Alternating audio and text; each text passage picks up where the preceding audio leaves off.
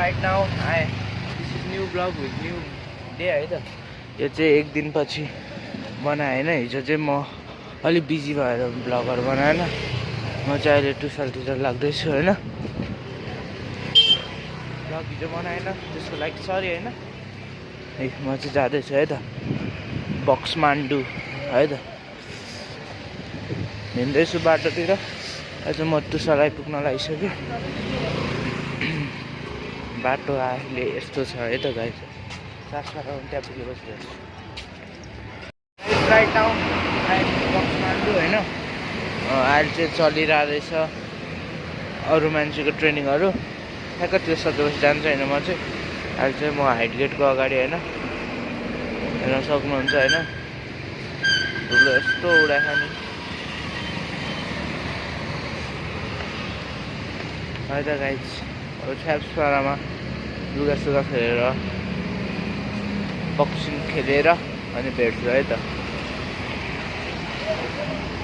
guys हामी चाहिँ boxing जिमबाट निस्किसक्यो हैन वाइल्ड थाकेको छ हैन अहिले चाहिँ जाडो भइरहेछ त्यसरी टोपी सोपी लगाएर अब जान लागेको हैन नुहाइधुवाइ भइसक्यो है त गाइस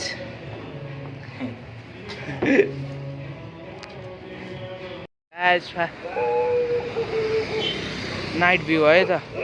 हाइट गेट गाइसहरु रातितिर